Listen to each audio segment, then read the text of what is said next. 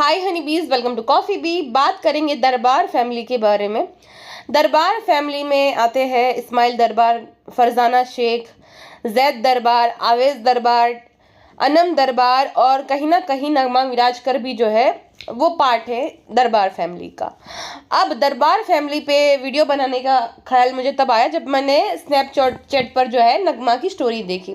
नगमा से किसी ने पूछा था, ब्रो आर यू सिंगल? तो उन्होंने आंसर दिया कि यस आई एम 110% सिंगल।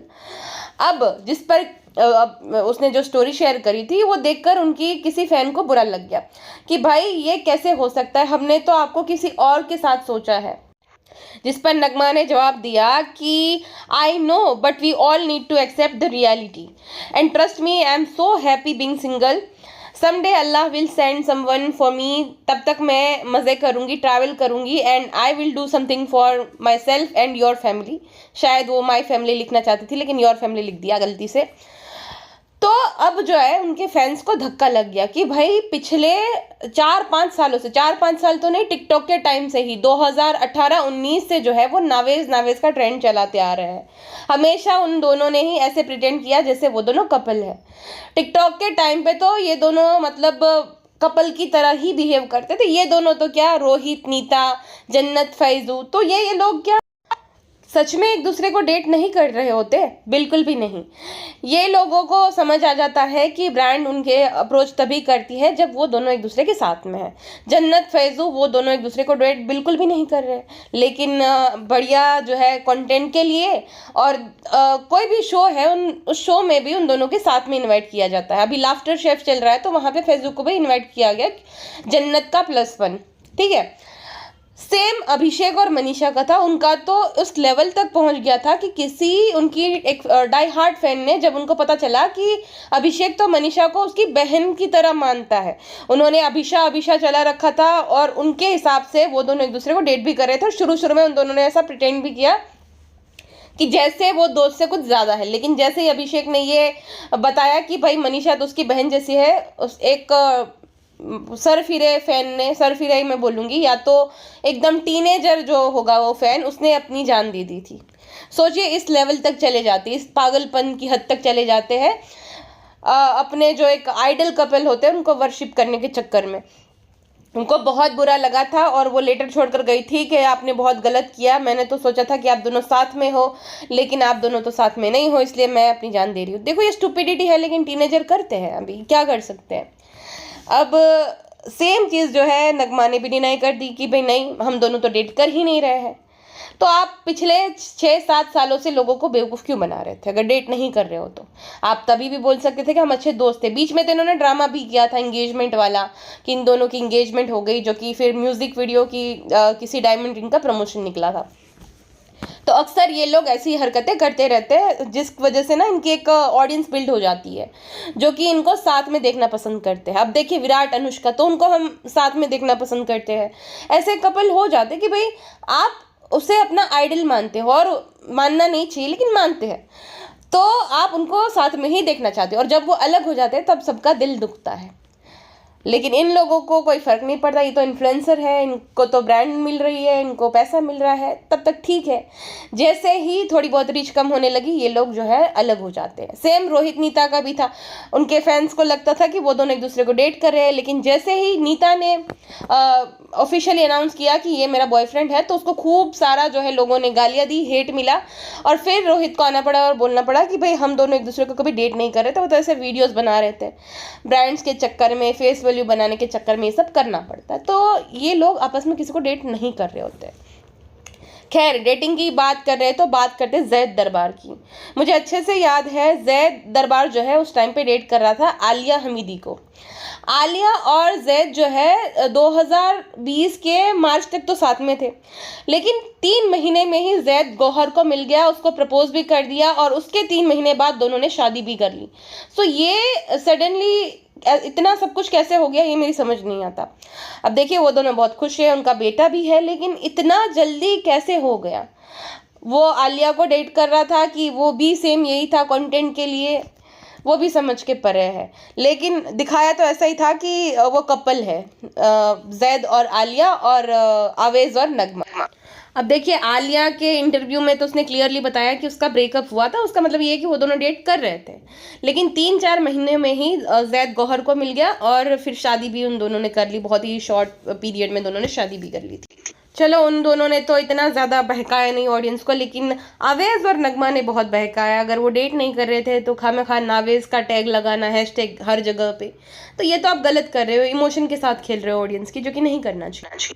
खैर, ये तो बात थी जैद और अवेज़ की। अब बात करते हैं इस्माइल दरबार की। इस्माइल दरबार जो है, उनका जन्म हुआ था सूरत में। वो गुजरात से बिलोंग करते हैं। इस्माइल दरबार हीरो बनना चाहते थे, लेकिन उनके पिताजी चाहते थे कि वो एक म्यूजिशियन बने, जिस वजह से उनको जो है वायलिन बजाने की ट्रेनिंग दी गई। अब इस्माइल दरबार को समझ में आ गया कि उनके पिताजी उनको मुंबई लाए हैं एक म्यूजिशियन बनने के लिए, ना कि हीरो बनने के लिए।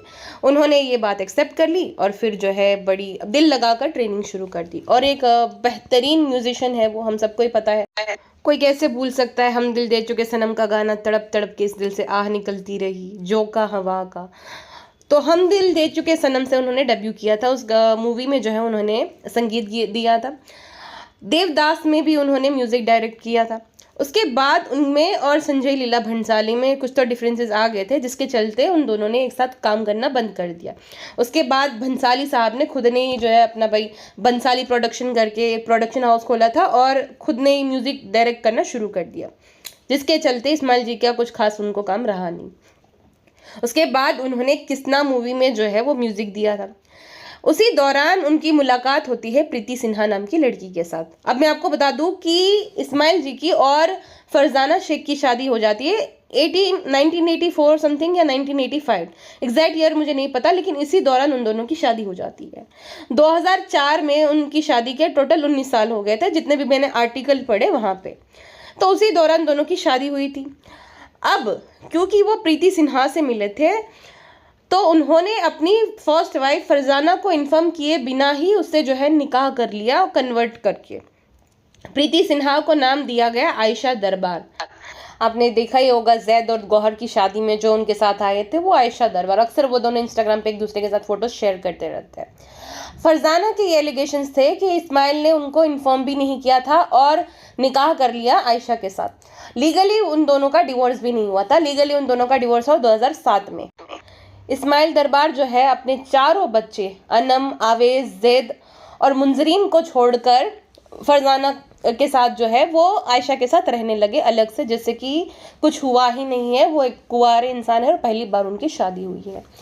यहाँ तक तो ठीक था, रास्ते पे छोड़ के चले गए, रास्ते पे ही छोड़ दिया। बात ये थी, जो फ्लैट इस्माइल दरबार और फरजाना की जो है 50-50% ऑनरशिप में आता था, उस फ्लैट की किस्तें देना ही बंद कर दिया इस्माइल दरबार ने, जिसकी वजह से बैंक ने वो प्रॉपर्टी सील कर दी। वो भी इस्माइल दरबार के कहने पर कि भाई मैं तो नहीं, आप सील कर दो। तो वो प्रॉपर्टी को सील कर दिया गया। अब फरजाना का ये कहना था कि मैंने 1 रुपए की भी एलमनी नहीं ली थी कि कम से कम मेरे पास और मेरे बच्चों के पास रहने के लिए छत है, लेकिन इस्माइल इस हद तक गिर जाएंगे ये मुझे नहीं पता था। उसी दौरान इस्माइल दरबार जो है एक शो जज कर रहे होते हैं, सारेगामापा लिटिल चैम्प्स। फरजाना वहाँ पे जाके भी प्रदर्शन करती है, सेट के बाहर जाकर, जहाँ पे इस्माइल दरबार रहते थे वहाँ पे भी जाके वो प्रोटेस्ट करती थी। तड़प तड़प के इस दिल से हाय निकलती रही वाला पोस्टर लेकर वो जाती है बहुत सारी महिलाओं के साथ। एक तो उन्होंने धोखा दिया था, 4 बच्चों के पिता होने के बावजूद बिना जो है उनकी परमिशन लिए उन्होंने निकाह कर लिया दूसरा, और रास्ते पे छोड़ दिया उनको बच्चे के साथ। एक छत थी वो भी उनसे छीन ली गई, जिस वजह से फरजाना का एकदम ही दिल टूट जाता है। और वो जो है इंटरव्यूज़ भी देना शुरू करती है कि भाई मुझे लगा था कि एटलीस्ट छत रहेगी, लेकिन ये इस हद तक गिर गए हैं, मेरा तो नहीं सोच रहे लेकिन बच्चों का भी नहीं सोच रहे। इस्माइल दरबार ने विक्टिम कार्ड प्ले किया कि मुझे तो 20 साल से हैरेस किया जा रहा है, मैं तो खुद विक्टिम हूँ। फरजाना और उसकी फैमिली जो है मुझे हैरेस करते हैं, मुझ पर तरह तरह के प्रेशर डालते हैं, मेरा कोई भी दोष नहीं। आप जो है मेरे वकील से पूछ लीजिए, आप जज साहब से पूछ लीजिए, मजिस्ट्रेट साहब से कि उसने एलमनी डिमांड नहीं की थी। वो भी बोल रही है कि उसने एलमनी डिमांड नहीं की थी, बट आपने आपके बच्चों के बारे में भी नहीं सोचा। मेन बात ये थी। उन्होंने जो है किसी ना किसी तरह से बात टाल दी। उसी वजह से फरजाना को अपने चारों बच्चों के साथ जो है चौल में जीना पड़ा, रहना पड़ा। इस्माइल दरबार अपनी ज़िंदगी जो है जी रहे थे, अच्छे से मज़े मार रहे थे। उसी दौरान उन्होंने 2007 में एक शो जज किया था, सारेगामापा चैलेंज, जहाँ पे फरजाना बहुत सारी लेडीज़ के साथ जाकर धरना जो है प्रदर्शन करने लगी पोस्टर्स के साथ, कि तड़प तड़प के इस दिल से हाय निकलती रही, क्योंकि वो 4 बच्चों को अकेले पाल रही थी।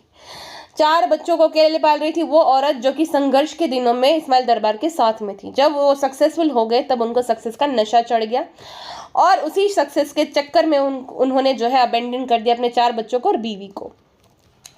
आयशा से तो शादी हो ही गई थी, लेकिन अब ये जो मैं आपको बात बताने वाली हूँ, ये इंटरव्यू दिया था बाकायदा पूनम यादव की मम्मी, जो कि सारेगामापा चैलेंज की कंटेस्टेंट थी। बहुत ही गरीब परिवार से थी, टेलीफोन बूथ पे जो है 600 रुपये महीने वो काम किया करती थी। इस्माइल दरबार जो है, वो उस लड़की की मम्मी का कहना था कि इस्माइल दरबार और पूनम का जो है लव रिलेशनशिप चला था। इस्माइल दरबार ने पूनम को प्रेग्नेंट कर दिया था, फिर उस बच्चे को नहीं आने दिया गया।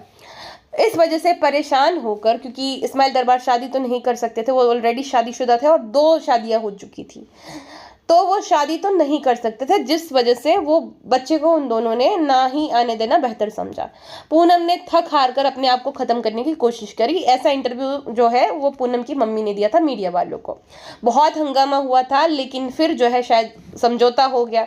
पूनम ने अगर स्टेटमेंट दिया कि ऐसा कुछ भी नहीं हुआ था, मैंने तो स्लीपिंग पिल्स ली थी, इस वजह से मुझे जो है एडमिट करना पड़ा, मैंने अपने आप को ख़त्म करने की कोशिश नहीं की थी और ऐसा कुछ भी नहीं है, हम दोनों का रिलेशन सिर्फ गुरु और शिष्य का है। लेकिन जिस तरीके की हिस्ट्री रह चुकी थी इस्माइल दरबार की, सबको ही पता था, शंका थी कि बिना आग के धुआं नहीं उठता है।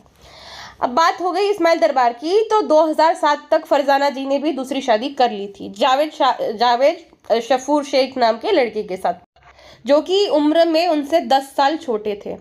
फरजाना की उस टाइम पे एज हुई 39 समथिंग, और वो लड़का जावेद जो है वो 28 साल का था।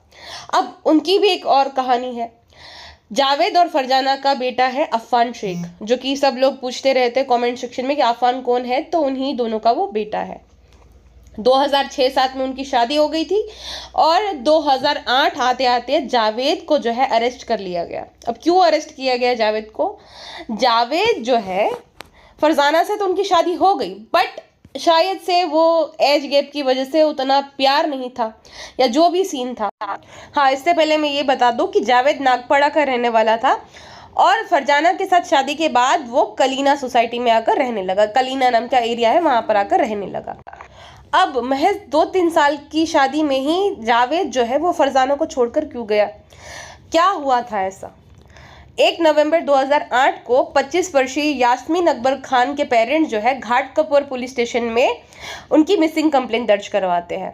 पुलिस छानबीन करना शुरू करती है। उनसे पूछा जाता है कि कुछ ऐसा है जो आप हमसे छुपा रहे, आप बताइए, उनकी किसी से दुश्मनी या कुछ ऐसा हुआ है, जो कोई भी ऐसा इंसान है जो उसे चोट पहुंचा सकता है। अब यास्मीन के पेरेंट्स का कहना था कि हाँ, हमें शक है अकबर खान नाम के आदमी पर, जो कि यास्मीन का एक्स हस्बैंड है। अकबर खान जो है अक्सर यास्मीन के साथ मारपीट किया करता था। अकबर से तंग आकर जो है यास्मीन अपने 2 साल के बच्चे के साथ हमारे घर पर आकर रहना शुरू करती है। अब यास्मीन जो है वो एक बहुत ही ज़्यादा खुददार महिला थी। वो बैठे बैठे खाना नहीं चाहती थी, वो खुद के लिए कुछ करना चाहती थी, अपने बच्चे का और खुद का खर्चा निकालने के लिए उसने BPO में जो है as a telecaller job join करी थी, जहाँ पर वो जो है क्लाइंट को इन्वेस्टमेंट स्कीम समझाया करती थी। उसी दौरान उनकी बात होती है जावेद शेख से, जो कि फरजाना के हस्बैंड थे। अब उन दोनों की बात होती है, जावेद फ्लर्ट करने लग गया कि आप मेरे साथ और बातें करिए। तो वो जब कॉल एंड होता है, एक दूसरे का नंबर भी ले लेते हैं। वो यास्मीन जॉब से आने के बाद भी जावेद से बातें करने लगी। अब 2-3 बार उनकी बातें हुई, उसके बाद दोनों ने मिलना जुलना शुरू किया। 2 बार मिलने के बाद ही एक दूसरे के प्यार में पड़ जाते हैं। अक्सर वो जो है होटल्स बुक करते थे, वहाँ पे रुका करते थे। यास्मीन घर से तो बहाना देकर जाती थी कि वो जॉब पर जाती थी, लेकिन वो जावेद के साथ जाती थी।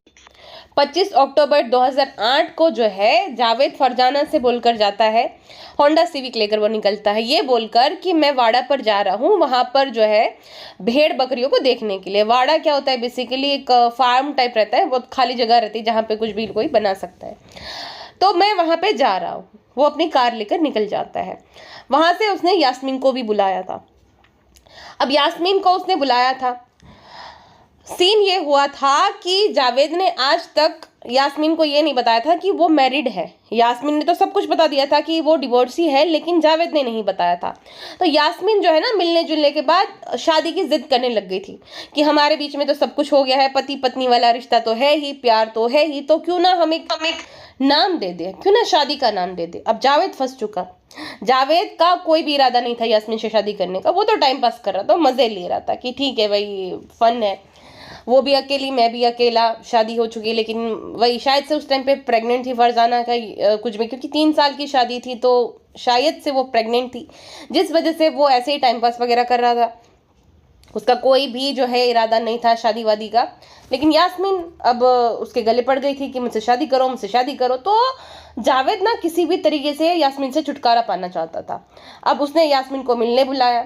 यास्मीन ने अब तक घर पे कुछ नहीं बताया था कि उसका कोई एक्स्ट्रा मैरिटल, सॉरी उसका तो अफेयर ही, क्योंकि शादी तो हुई नहीं थी, जावेद की साइड से था एक्स्ट्रा मैरिटल अफेयर। यास्मीन ने नहीं बताया था अपने माता पिता को कि उसका जो है जावेद के साथ अफेयर चल रहा है। वो घर से निकली ये बताकर कि मैं ऑफिस जा रही हूँ। पेरेंट्स को लगा ऑफिस गई है, लेकिन वो जावेद से मिलने गई थी। अब जावेद जो है वो अपने 2 दोस्तों को साथ में लाता है। अक्सर ही वो जब मिलते थे लॉज में भी, तभी भी उनके दोस्त साथ में ही रहा करते थे, जिस वजह से यास्मीन को डाउट नहीं हुआ। तो उनको लगा कि ठीक है ये तो दोस्त है, तो हमेशा आते रहते, तो शायद आज भी आए हैं, तो उसमें क्या ही हो गया। वो दोनों कार की बैक सीट पे बैठे हुए होते हैं। अब उन दोनों ने केबल भी लिया होता है जो कि छुपा रखा होता है। अब वो लोग, यास्मीन को तो लग रहा है कि वो घूमने जा रहा है। जावेद शेख बीच में ही जो है जंगल के बीच में गाड़ी रोकता है और कहता है कि वो उसे वॉशरूम जाना है। यास्मीन कहती ठीक है जाओ। वो दोनों पीछे बैठे हैं। यास्मीन इधर उधर देख रही है। सडनली उसको जो है प्रेशर फील होता है। उन दोनों ने ही केबल से यास्मीन का गला दबा रखा होता है। वहीं पे यास्मीन की मौत हो जाती है। अब किसी को सस्पिशियस लगा था ये सब कुछ, तो पुलिस छानबीन के दौरान पता लगाती है, क्योंकि बॉडी मिली थी उनको जंगलों में से, कि भाई ये महिला अकेली आई थी कि कोई और था। तो किसी ने बताया कि भाई वो एक होंडा सिविक कार में आई थी और उन्होंने नंबर भी नोट किया था। तो उन्होंने पुलिस को नंबर बताया। छानबीन के दौरान पता चला कि ये होंडा सिविक तो इस्माइल दरबार के नाम पे रजिस्टर्ड है। अब इस्माइल दरबार से जब पूछताछ की तो उन्होंने बताया ये कार तो मेरी वाइफ फरजाना के पास है, ये कार अभी मैंने उनको दी हुई है। फरजाना से पूछताछ की जाती है तो उन्होंने बताया कि मैं तो ये गाड़ी अभी यूज़ नहीं कर रही। अब तब पता चलता है कि उस दिन जो है ये कार लेकर फरजाना के हस्बैंड जावेद शेख गए होते हैं। जावेद शेख से जब पूछताछ की जाती है और फरजाना पर भी एलिगेशन लगाए जाते हैं कि फरजाना का भी हाथ है, तो उसने बता दिया साफ साफ कि फरजाना को इस बारे में कुछ नहीं पता है, दरअसल ये सब मैंने और मेरे 2 दोस्तों ने किया है। जिसके बाद उनको अरेस्ट कर लिया जाता है और अभी भी शायद वो जेल में ही है। तो ये थी कहानी जावेद शेख की, जो कि फरजाना के सेकंड हस्बैंड थे। अफसोस की बात यह है यहाँ पर कि दूसरी बार भी फरजाना को धोखा ही मिला, उसे प्यार वो नहीं मिला जो कि वो डिजर्व करती है। शादी के दौरान जो है, संघर्ष के दौरान, शादी के दौरान वो इस्माइल दरबार के साथ में थी, लेकिन उन्होंने भी उसको धोखा दिया और दूसरे पति ने भी जो है उसको धोखा ही दिया। उसको वो प्यार कभी भी नहीं मिला जो कि वो डिजर्व करती थी। उनको खाली एक बच्चा पैदा करने की मशीन की तरह ट्रीट किया गया। पहले पति से भी 4 बच्चे, दूसरे से भी एक बच्चा जो है हो गया, जिसको कभी भी बाप का प्यार नसीब नहीं हुआ क्योंकि उसके पिताजी तो जेल में है। तो ये थी कहानी फरजाना शेख की और इस्माइल दरबार की, जहाँ पर मुझे फरजाना विक्टिम लगती है कि उसने प्यार की खोज की पहली बार धोखा खाने के बाद, लेकिन वो मिला नहीं। और इस्माइल दरबार एक बहुत ही अच्छे आर्टिस्ट है, लेकिन अफसोस कि वो एक अच्छे पति बिल्कुल भी नहीं थे। उन्होंने आयशा को भी चीट किया और फरजाना को भी चीट किया। बहुत सारे ऐसे मामले होते हैं जहाँ पर लड़कियाँ सामने आकर बोलती नहीं है ना। मीटू के दौरान हमें पता चला। मीटू से मुझे याद आती है गौहर खान के फियांस और फराह खान जी के भाई साजिद खान की। गौहर खान की एंगेजमेंट जो है वो साजिद खान के साथ हो जाती है, लेकिन वो एंगेजमेंट चल नहीं पाती, टूट जाती है, क्योंकि साजिद खान जो है उनका कहना था कि वो एक दिलफेक आशिक थे जो कि गौहर को पसंद नहीं है और किसी भी लड़की को ये पसंद नहीं आएगा, जिस वजह से दोनों की शादी नहीं हो पाई, एंगेजमेंट तोड़नी पड़ी। गौहर ने निहार पांड्या कुशाल टंडन इन दोनों को डेट किया था। निहार पांड्या ने तो बहुत सारी लड़कियों को डेट किया है भाई, दीपिका पादुकोण, गौहर खान, कितनी सारी लड़कियों। तो उसके बाद क्या होता है ना कि कुशाल और गौहर जो है ना बिग बॉस में बहुत ज़्यादा पॉपुलर थे। हमें लग रहा था कि भाई ये दोनों तो शादी कर लेंगे, बहुत प्यार है आपस में, गाना भी सुपर हिट हुआ था उनका, ज़रूरी था उस टाइम पे तो भाई भाई। और उस गाने ने 1 बिलियन हिट कंप्लीट किए हैं यूट्यूब पर, तो सुपर हिट गाना था। अब कुशाल और गौहर का ब्रेकअप इस वजह से हो जाता है क्योंकि गौहर चाहती थी कि कुशाल कन्वर्ट हो जाए, क्योंकि गौहर मुस्लिम है और वो एक रिलेशनशिप में है। कुशाल जो है वो नॉन मुस्लिम है, तो वो चाहती थी कि वो कन्वर्ट होकर दोनों का निकाह हो, जो कि कुशाल को बिल्कुल मंजूर नहीं था। उस वजह से दोनों का ब्रेकअप हो गया। 2020 में महज 3 महीने डेट करने के बाद जैद दरबार से गौहर की शादी हो जाती है और अब दोनों एक छोटे से बच्चे के माता पिता है और बहुत ही खुशहाल ज़िंदगी जी रहे हैं।